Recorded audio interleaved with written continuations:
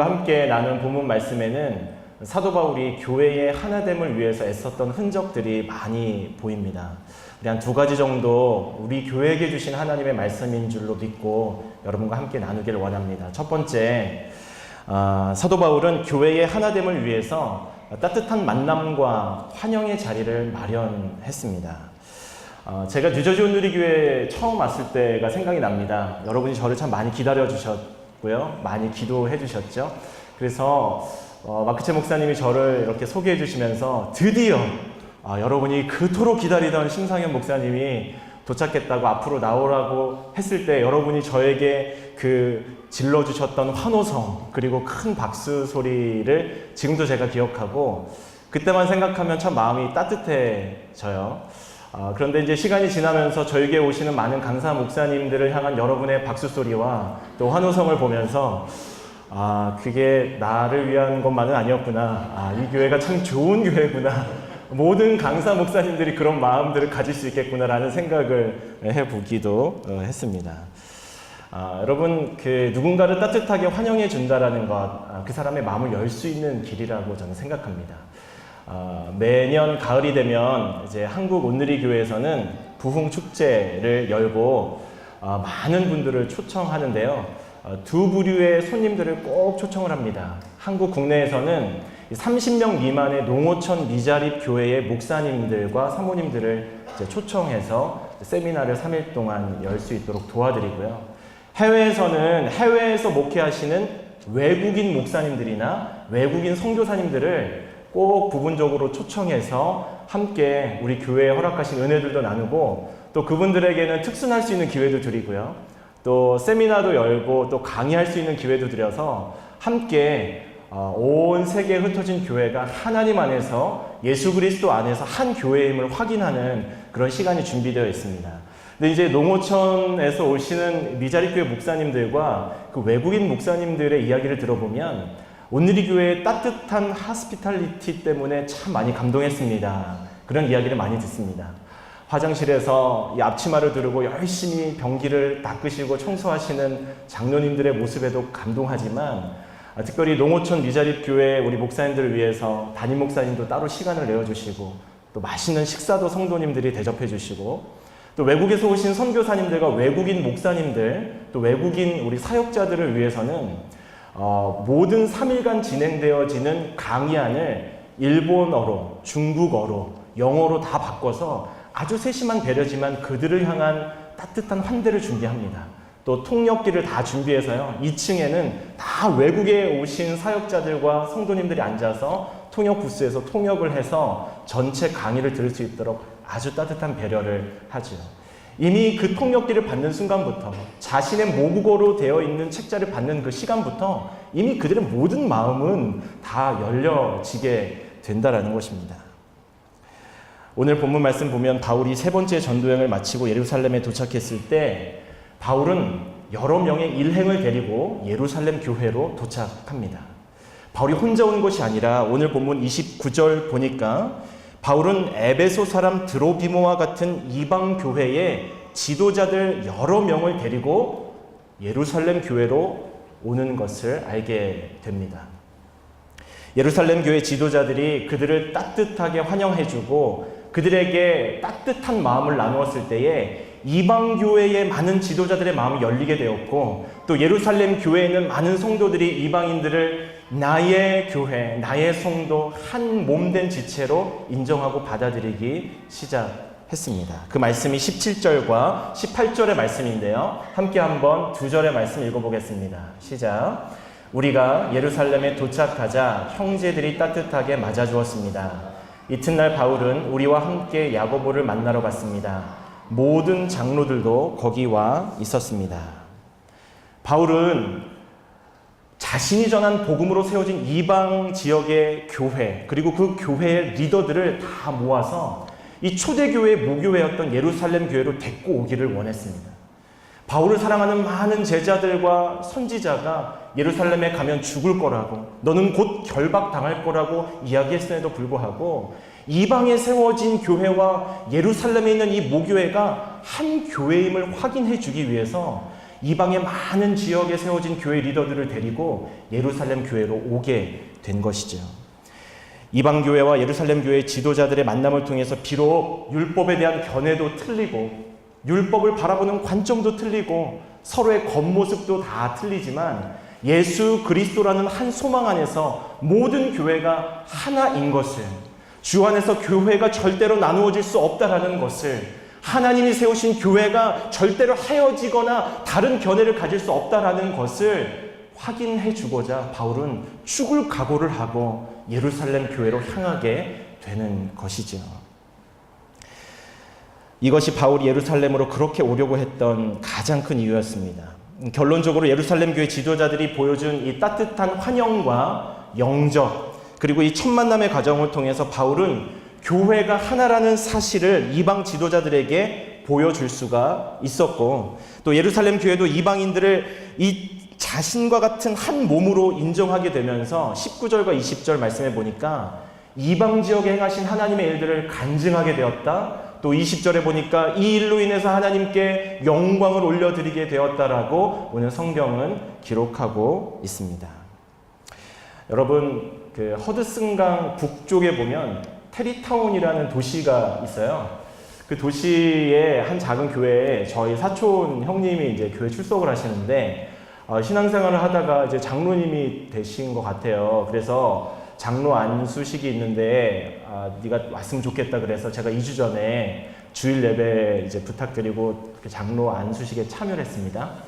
되게 아름다운 도시예요. 허드슨강 북쪽 강변을 끼고 있는 아주 작은 앤틱한 도시더라고요.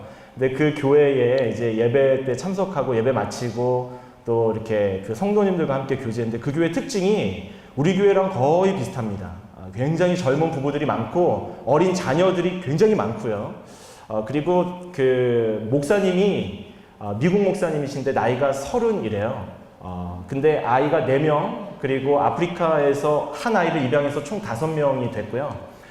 멀티 에트닉 철치, 다민족 교회인데 주로 아시안들이 많지만 인도 분도 계셨고, 또 이제 미국 분들도 계셨고, 또 아프리카 분도 계셨고, 뭐 아무튼 여러 나라, 여러 민족, 인종들이 섞여서 이제 예배 드리는 그런 교회에 이제 저희 사촌 형님이 출석하셨고 이제 엘더가 되는 그 안수식에 참여한 겁니다. 짧은 시간 있다가 집에 돌아오는 길이었는데요. 제가 돌아오는 차의 문을 열고 운전석에 앉자마자 옆에 있는 아내에게 그랬어요. 참 이게 좋다. 그냥 그 입이 자동적으로 나온 거. 이 교회 참 좋은 교회인 것 같다. 그 제가 왜 이렇게 반사적으로 이 교회가 좋다고 얘기할 수 있었을까를 생각해 보았는데요. 그 짧은 시간에 얼마나 많은 사람들이 저희 가정에게 관심을 가져주고 저희 가정에게 먼저 와서 인사를 나눠주고요. 어떤 이렇게 한국분처럼 생긴 분이 안녕하세요 그래요. 그래서 네 안녕하세요 그랬더니 그 다음 중국어로 막 얘기하는 거예요. 보니까 중국 사람이 한국 사람이랑 섞여가지고 뭐 서로 이제 간단한 인사들을 막 배워가지고 저에게 관심을 보여주고요. 목사님이 나이가 30이다 보니까 사모님 더 젊으셨는데 와서 저희 아이에게 너 이름이 뭐니? 몇 살이니? 어디 사니? 왜 왔니? 막 보여주시고, 또 예배 끝난 다음에 뒤에서 친교하는데 저에게 이렇게 오시고 저희 아내에게 오고 아이에게 와서 막 인사를 건네주고 또 반갑게 맞아주는 그런 모습에 제 마음이 그냥 녹아버린 거예요. 언어도 잘 안 통하고 피부 색깔도 다 틀리고 다민족 교회라 좀 어색한 것도 있었는데 그냥 나오면서 반사적으로 이 교회는 좋은 교회다. 그냥 그리고 정리를 하고 왔어요. 여러분 생각하는 좋은 교회, 여러분이 이상적으로 그리고 있는 교회가 어떤 교회인지 한번 생각을 해보았으면 좋겠습니다. 오늘 저는 이 예루살렘 지도자들의 따뜻한 환영과 영접을 통해서 온 교회 성도들의 마음이 하나 될 수 있겠구나라는 생각을 해보게 되었습니다. 우리 교회 최근에 많은 새가족들이 오면서 하나님이 주시는 축복이 참 많죠. 그래서 예배도 주일에 하나가 더 늘어나고 이제 주중 예배도 새로 생기게 되고요. 또 순장님들도 더 늘어나게 될 수밖에 없는 그런 상황이 되었습니다. 참 하나님이 많은 축복을 우리에게 부어주시지만 우리 교회가 자꾸 성장하면서 많은 새가족들이 오면서 잃어버리는 것이 있습니다. 그것이 오늘 본문에 있는 이 예루살렘 교회의 야고보와 모든 장로님들이 보여준 따뜻한 환영과 영접, 즉 하스피탈리티입니다. 여러분, 제가 이렇게 수련회 때 이훈 목사님과 교제를 하는 시간이 있었어요.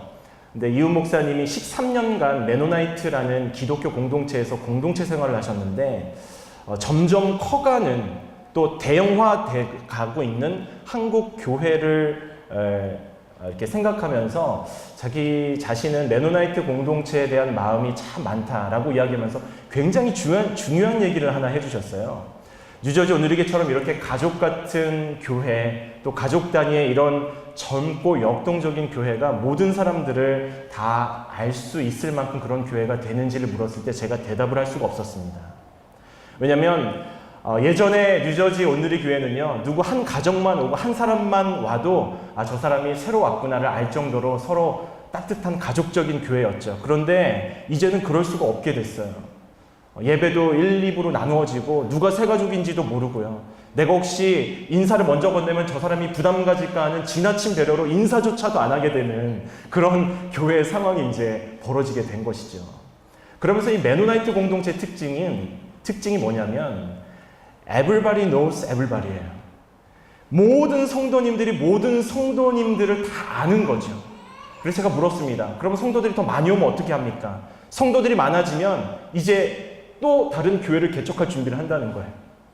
리더를 세우고 엘더를 세우고 또 몇몇 시드 멤버를 세워서 또 다른 공동체를 세워서 모든 사람들이 모든 사람들을 따뜻하게 환영하고 모든 사람에 대해서 기도할 수 있는 그런 준비를 한다라는 생각을 이제 저에게 나누어 주었습니다.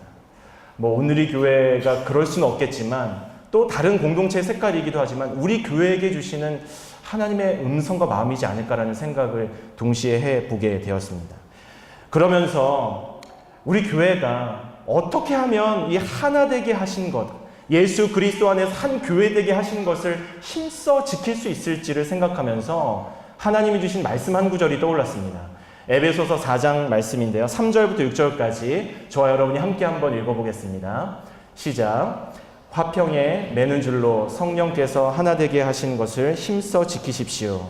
여러분이 부르심의 한 소망 안에서 부르심을 받은 것과 같이 몸도 하나요, 성령도 하나이며 주도 하나요, 믿음도 하나요, 세례도 하나요, 하나님도 한 분이시니 곧 만유의 아버지십니다. 하나님은 모든 것 위에 계시고 모든 것을 통해 계시고 모든 것 안에 계십니다. 여러분, 하나 되게 하신 것은요, 정말 힘써 지켜야 할 것이라고 성경은 말씀하고 있습니다. 예수 그리스도께서 십자가에서 달려 돌아가심으로 이미 우리 모든 교회들과 모든 그리스도인들이 한 공동체, 한 바디, 한 처치를 이루었기 때문에 그것을 절대로 깨뜨리면 안 된다라고 성경은 이야기하고 있어요. 어떤 사람은 교회 멤버가 될 수 있고 어떤 사람은 멤버가 되지 않는 어떤 자격과 기준이 없다고 말씀하고 있습니다. 그래서 교회론에서 in Christ, one body는 너무나 중요한 이야기예요. 예수 그리스도를 머리 삼아 우리 모두가 한 가족된 것을 확인한 이상 우리는 더 이상 나누어질 수 없는 존재인 것을 성경은 말씀하고 있는 것입니다. 그래서 조금이라도 흔들릴 때, 조금이라도 교회가 깨어지기 시작할 때에 그것을 하나 되게 할 수 있도록 힘써 지키라고 성경은 말씀하고 있는 것이죠. 과연 우리 교회는 이 일에 최선을 다하고 힘쓰고 있는가? 서로가 누구인지도 알지 못하는 상태로 그대로 이렇게 계속해서 흘러갈 것인가? 아니면 서로를 향해서 예루살렘 교회 모든 장로님들이 따뜻하게 마음을 열고 모든 지도자들이 함께 나와서 이방인 교회의 지도자들을 영접해 줬던 그 따뜻한 마음을 가지고 서로의 하나됨을 힘써 지킬 것인지를 오늘 성경은 우리에게 묻고 있는 것입니다. 사랑하는 여러분, 저희 뉴저지 오늘의 교회를 생각할 때 참 감사합니다. 저는 하나님이 사람을 보내주신다는 것은 이 교회를 통해서 무슨 일이든지 하나님이 하고자 하는 그런 뜻이 있을 거라고 저는 확신하고 있습니다. 할렐루야. 그렇기 때문에 우리가 이미 예수 그리스도를 통해서 하나 되게 하신 이 교회를 더 이상 나누어지지 않도록 또 한 몸 될 수 있도록 몸도 하나요, 주도 하나요, 성령도 하나요, 믿음도 하나요, 세례도 하나요, 하나님도 한 분이라고 고백할 수 있도록 이미 하나 되게 하신 이 공동체를 아름답고 소중하게 힘써 지킬 수 있어야 하겠다라는 생각을 해보게 됩니다. 사랑하는 여러분, 그리스도 예수 안에서 이미 교회가 하나 되었기 때문에 그 하나됨을 지킬 때에 그냥 대충 그냥 주일에만 살짝 지키는 것이 아니라 이왕 믿는 예수 내가 잘 믿고 이왕 섬기는 교회 잘 섬기는 마음을 가지고 우리 뉴저지 온누리 교회 하나됨을 힘써 지킬 수 있는 저와 여러분이 되기를 주님의 이름으로 축복합니다. 여러분 그런 마음을 가진다면요, 처음 오신 분들에게 손 한번 건네는 것, 처음 오신 아이들의 이름을 불러주고 기억해 주는 것, 그렇게 어려운 일 아닐 거라고 생각합니다. 저희 온누리 교회가 새로 오신 분들에게 또는 우리 함께 공동체 생활하시는 분들에게 막 과도하게 지나친 관심을 보이거나 막 공동체를 푸시하거나 사역을 맡기는 그런 교회가 아닙니다. 그래서 새로 오신 분들 긴장을 푸시고요. 이렇게 다가오시면 마음을 활짝 열어주세요. 그래서 우리 매주 이렇게 만나는데 함께 통성명 정도 하고 주일 예배 참석하고 있습니다. 또 이 교회 예배가 참 좋습니다. 서로 교제하고 인사하면서 서로 따뜻한 마음들을 나누고 또 마음을 활짝 여는 그런 귀한 계기가 되면 좋겠다라는 생각을 오늘 말씀을 통해서 해보게 되었습니다. 두 번째, 사도 바울은 교회 하나됨을 위해서 스스로 피스메이커가 되기를 결정했습니다. 이 바울 당시 예루살렘에는요, 유대교에서 기독교로 개종한 사람들이 굉장히 많았는데 오늘 본문 보니까 20절 말씀 보니까 이런 말씀이 있습니다. 형제여 알다시피 수만 명의 유대 사람들이 믿게 됐는데 그들은 모두 율법 지키는 일에 열심을 가진 사람들입니다. 라고 이제 기록합니다. 여러분, 유대인들이 예수 그리스도를 이제 받아들이고 주님을 믿는 마음으로 이제 내가 구원받았다 이렇게 고백하면서도 한편으로는 계속 유대교의 전통을 따라서 율법을 계속 지키고 있었던 것이죠. 이 사람들 입장에서 봤을 때는 사도 바울이 3번에 걸쳐서 전도 여행을 해서 수많은 이방 사람들이 기독교인이 된 것이 굉장히 불편한 사건이었습니다. 율법을 지키지도 않는 그들이 어떻게 구원의 대열에 함께 있을 것인가? 율법과 모세의 율법과 관례를 지키지도 않는 사람들과 내가 어떻게 하나님의 나라를 함께 공유할 것인가? 기분 나빴던 것이죠. 그래서 수많은 유대교에서 기독교로 개종한 이 유대인들이 사도 바울을 죽이려고 했습니다. 그래서 이 예루살렘에 올 때마다 많은 유대교인들이 또 특별히 유대교에서 기독교로 개종한 이 사람들이 사도 바울을 죽이려고 했다고 성경 곳곳에 기록되어져 있습니다. 오늘 본문에도 보면 사도 바울이 예루살렘에 왔을 때 물론 환영했던 예루살렘 교회 지도자들도 있었고 장로님들도 있었지만 대다수의 사람들이 사도 바울을 결박해서 죽이려고 모함했다라고 기록합니다. 복음을 받아들일 뿐만 아니라 그들이 전통적으로 지켰던 모세의 율법과 규례를 지키지 말라고 했다고 거짓 모함을 하게 된 것이죠. 특별히 이제 오늘 본문 후반부에 보면은 에베소 사람 드로비모라는 사람이 나오는데 이 사람은 외국인이었습니다. 근데 이 외국인은 원래 예루살렘 안에 있는 성전 임재 안에, 성전의 그 안에 들어갈 수가 없습니다. 다만 이방인들이 제사를 지낼 때에 이제 이방인의 뜰 안에까지는 들어올 수 있었습니다. 어떤 사람이 사도 바울과 드로비모가 이방인의 뜰 안에 있는 것을 보게 되었죠. 그런데 이 사도 바울을 죽이려고 했던 수많은 유대인들이 잘못 그 내용을 전달하고 모함하기 시작한 겁니다. 바울이 이방인을 데리고 성전 안에 들어갔다라고 이제 29절 말씀은 기록하고 있기 때문이죠. 바울 입장에서는 억울한 내용입니다. 그러지 않았는데 그렇다고 했을 때 얼마나 억울합니까? 여러분 직장생활 하면서 또 하나님 일을 하면서 또 선한 의도로 무엇인가 내가 베풀었는데 다른 사람이 내 베푼 의도와는 관계없이 나를 오해했을 때 얼마나 마음이 어렵고 힘듭니까? 그 오해와 억울함을 풀기 위해서 얼마나 많은 에너지를 쏟아냅니까? 저도 개인적으로 어렸을 때 이렇게 그 아버지가 목사여서 그런지 많은 관심과 주목을 받았어요. 그게 굉장히 부담스러웠는데 특히 제일 힘들 때가 언제였냐면 안 했는데 했다고 그랬을 때 너무너무 억울한 거예요. 이거 풀고 싶은 거예요.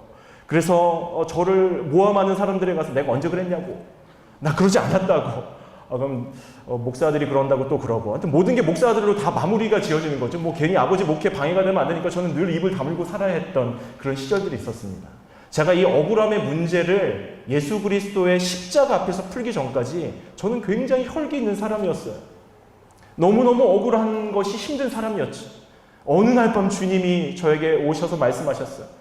난 억울하게 죽기까지 했다. 그 주님의 십자가를 제가 붙들고 얼마나 그날 밤 울었는지 모릅니다. 그래서 조금 억울해도 교회를 위해서라면 또 교회의 평화를 위해서라면, 가정의 평화를 위해서라면 조금 억울해도 그런 마음들을 잘 삭히고 잘 참기도 합니다. 오늘 사도 바울은 율법을 폐하러 온 것처럼 사람들이 모함하는 그 모함 앞에서 굉장히 억울한 마음을 가지고 있었습니다. 이방인을 성전 안으로 데려가지도 않았는데 데리고 갔다고 모함하는 그 많은 유대교의 기독교 개종자들에게 앞에서 참 어려운 마음들을 가지고 있었습니다. 그래서 예루살렘에 있는 장로님들이 그 모함을 다 벗어주기 위해서 권면을 하게 되는데, 그 권면의 말씀이 22절, 23절, 24절의 말씀입니다. 우리 22절부터 24절까지의 말씀 함께 한번 읽어보겠습니다. 시작. 그러니 어떻게 하는 게 좋겠습니까? 당신이 왔다는 소문을 분명 듣게 될 테니 우리가 일러주는 대로 하십시오. 우리 가운데 서원한 사람이 4명 있습니다. 이 사람들을 데려가서 그 정결 의식에 당신도 함께 참여하고 그들이 머리 깎는 비용을 대십시오.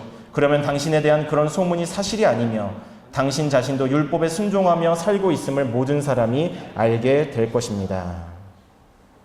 여러분, 사도 바울은 율법 안에서 완전히 자유한 사람이었습니다.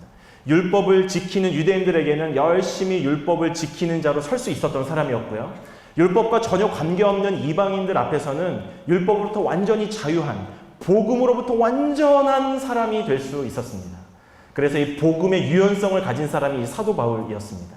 그런데 오늘 이 올무, 이 오해의 덫에 걸려서 이제 많은 유대인들이 사도 바울을 잡아 죽이려고 했다는 얘기를 듣고 예루살렘 교회 장로님들이 그러면 유대인들 앞에서 율법을 좀 지켜주면 어떠냐? 네 옆에 이방인 지도자들이 있고 이방 교회 리더들이 있지만 네가 율법 지키는 모습을 많은 유대인들에게 보여주면 그들의 마음이 수그러질 수도 있을 것이다 라는 제안과 권면을 하게 되고, 사도 바울은 이 교회 평화를 위해서 지도자들의 권면을 따르기로 결정합니다. 여러분, 사도 바울은 자신이 옳았습니다. 또 자신이 결코 틀리지 않았습니다. 하지만 하나님의 나라를 위해서 더 소중한 영혼 구원이라는 그 복음의 핵심을 얻기 위해서 자기가 가지고 있는 많은 가치들을 다 내려놓게 됩니다. 결국 이 정결의식, 부정했던 사람들, 또 외국인들이 유대교로 들어올 때에 치러내야 했던 이 정결의식에 관련된 모든 비용들을 사도 바울이 다 내게 됩니다.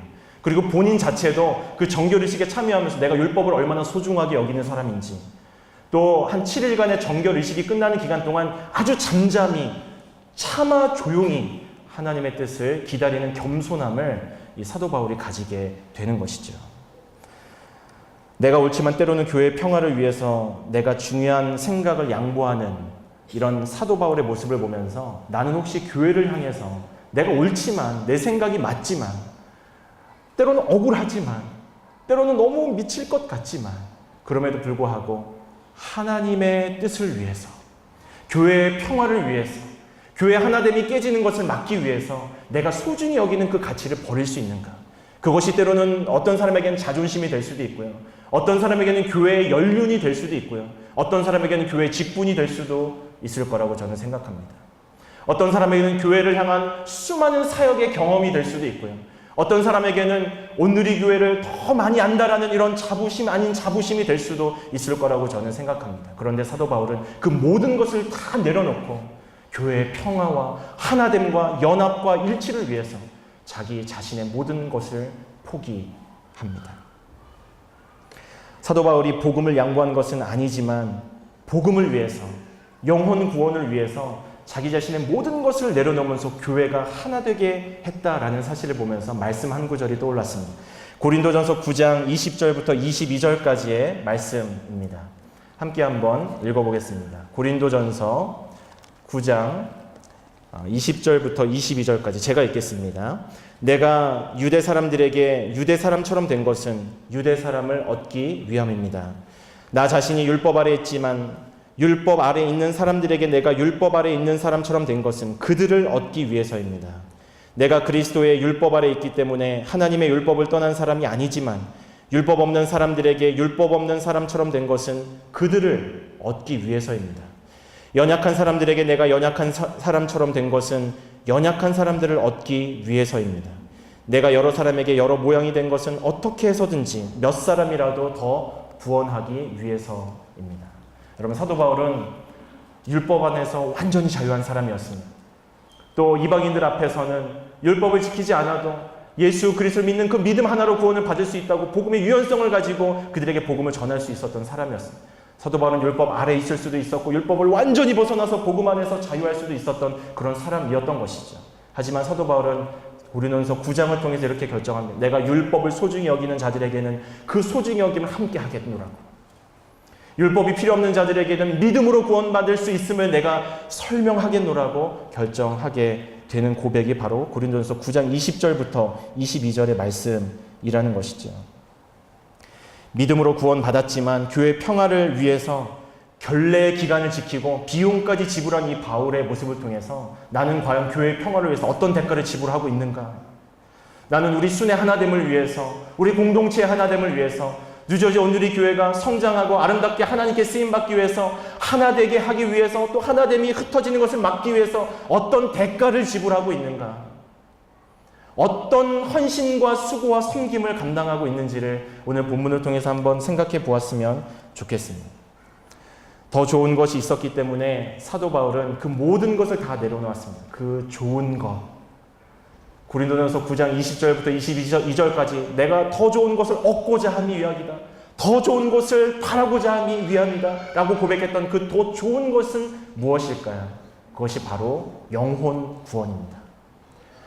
지금도 많은 유대교와 또 특별히 안식교에서는 율법을 지키는 행위 자체에 포커스를 하고 있지만 그것보다 더 중요한 것이 바로 영혼 구원에 있음을 우리는 알아야 합니다. 사도 바울은 그것을 말하고 싶었던 것이지. 기독교와 유대교가 대립하면서 율법을 지켰느냐 안 지켰느냐, 예수님이 유대인의 옷을 입고 왔는데 예수님이 율법을 지켰느냐 안 지켰느냐, 그 행위 자체에 기독교의 본질이 있는 것이 아니라 기독교는 그 율법을 지켰느냐 안 지켰느냐를 뛰어넘어서 이 일을 통해서 영혼 구원이 이루어졌는가 그렇지 못했는가에 더 관심과 포커스를 하고 있다는 것을 오늘 본문을 통해서 깨닫게 되는 것이죠. 사도 바울은 피스메이커가 되었습니다. 교회의 평화를 위해서 자신의 대가를 지불했습니다. 비용의 대가, 자기가 소중히 여기는 가치관의 모든 대가들을 다 지불하고 교회의 하나됨을 위한 피스메이커로 자처한 것이죠.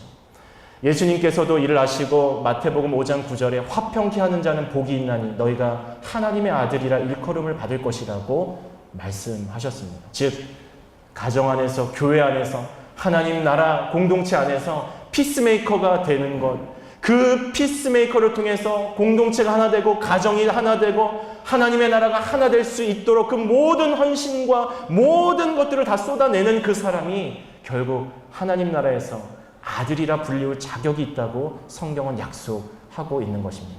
사랑하는 여러분, 여러분의 직장에서, 일터에서, 가정에서, 특별히 하나님 나라의 공동체 뉴저지 온누리 교회 안에서 하나님이 기뻐하시는 피스메이커, 화평케 하는 자가 되기를 주님의 이름으로 축복합니다. 마지막으로 책 한 권을 소개하려고 합니다. 교회, 나의 고민, 나의 사랑이라는 책입니다. 필립 얀시의 책인데요.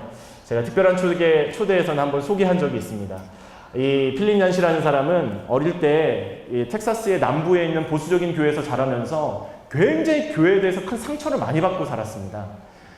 교회에서 이 죄만 지으면요 불구덩이에 떨어질 것이라고 주일날 막 정죄당하면서 이 교회 생활했기 때문에 한동안 교회를 떠났습니다.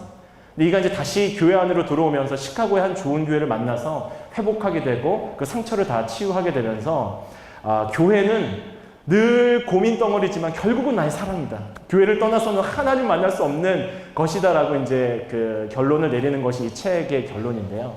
이 책의 마지막 부분에 한 예화가 굉장히 인상적이에요.